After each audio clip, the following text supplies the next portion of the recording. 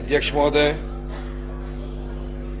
13 जुलाई को अहमदनगर जिले में जो घटना हुई उसकी जितनी निंदा की जाए अध्यक्ष महोदय बहुत कम है।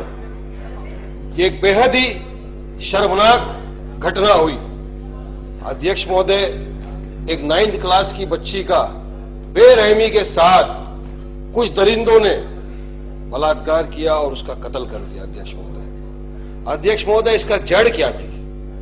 कौन थे वो लड़के, क्या कर रहे थे उस वक्त? अध्यक्ष महोदय, तो वो एक दारू की भट्टी के पास बैठकर शराब पी रहे थे। अध्यक्ष महोदय, रूट कॉज इसका क्या है? अध्यक्ष महोदय, निर्भया के बाद हर इंसान ने पूरे देश भर में यही कहा कि इस तरह का कानून लाया जाए कि आइंदा से कभी इस तरह की घटना ना हो, कड़क से कड़क कानून बनाया जाए ताकि कभी इस तरह की घटना नहीं हो।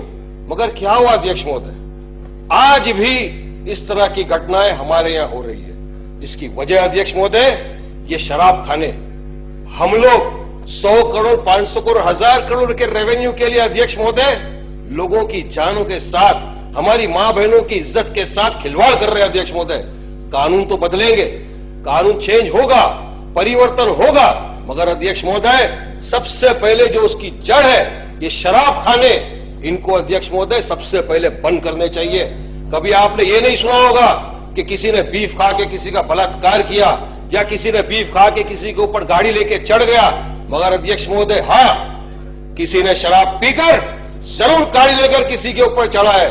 कोई शराब पीकर वाकई में किसी का बलात्कार किया है और उसका खून किया, उसका कत्ल किया। अध्यक्ष महोदय, मैं मंदा मात्रे जी की बात से काफी सहमति रखता हूं अध्यक्ष महोदय, जिन्होंने कहा कि क्यों ना सऊदी जैसा कानून जो है, दुबई जैसा कानून जो है वो लागू किया जाए।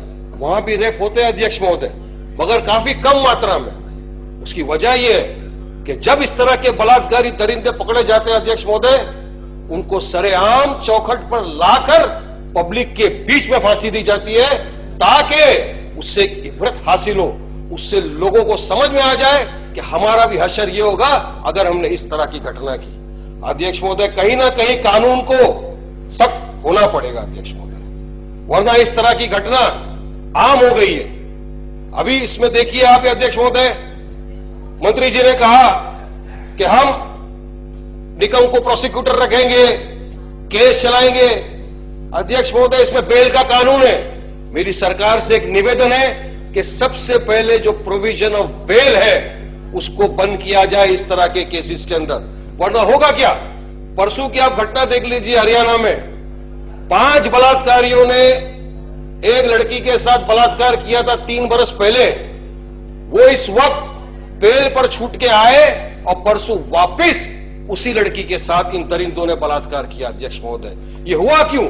कि कहीं ना कहीं हमारे कानून में कुछ लूप होल है अध्यक्ष महोदय, वो है ये बेल। ऐसे दरिंदों को बेल ही नहीं होनी चाहिए। मेरी सरकार से रिक्वेस्ट है कि जल्द से जल्द इनके खिलाफ चार्जशीट दायर की जाए। चार्जशीट दायर करके फास्ट ट्रैक कोर्ट में भेजने से भी केस फास्ट नहीं चलेगा अध्यक्ष महोदय। एक टाइम बाउंड पीरियड रखा जाए ट्रायल के लिए कि विद इन 6 मंथ्स इस ट्रायल को कंप्लीट करना है, और जो सख्त से सख्त सजा है वो इनको मिलनी चाहिए अध्यक्ष महोदय। टाइम बाउंड पीरियड होगा तभी उस बेचारी लड़की को इंसाफ मिलेगा, वरना केस इस कोर्ट से उस कोर्ट, बेल एप्लीकेशन इस कोर्ट से उस कोर्ट में घूमती रहेगी और वो बेगुनाह लड़की, जो आज हम उसको वापस तो नहीं ला सकते मगर उसको न्याय मिलने में काफी देर होगा अध्यक्ष महोदय। अध्यक्ष महोदय, मंत्री महोदय साहब ने कहा कि हम उसको कंपेंसेशन देंगे। देखिए, कंपेंसेशन 8 लाख, 10 लाख, 20 लाख देने से कुछ नहीं होगा अध्यक्ष महोदय। अगर देना ही है वाकई में आपको कंपेंसेशन उसको, तो ऐसा कंपेंसेशन दीजिए उसको कि आने वाले जिंदगी भर उसके गांव वाले भी याद करें, उसके घर वाले को भी कंपेंसेशन दे, और एक ऐसी योजना उसके गांव में बनाई जाए उसके नाम से, आने वाले जितने बच्चे हैं उस गांव में उनको उससे बेनिफिट हो। कोई भी योजना सरकार तय कर सकती है उसमें अध्यक्ष महोदय, मगर उस लड़की के नाम से अगर हमको कोई श्रद्धांजलि देना है तो उसके नाम से कोई एक योजना का अध्यक्ष महोदय हमको गठन करना होगा। अध्यक्ष महोदय, बात आकर फिर वही ठहरती है कि इस चीज को खत्म कैसे करना है।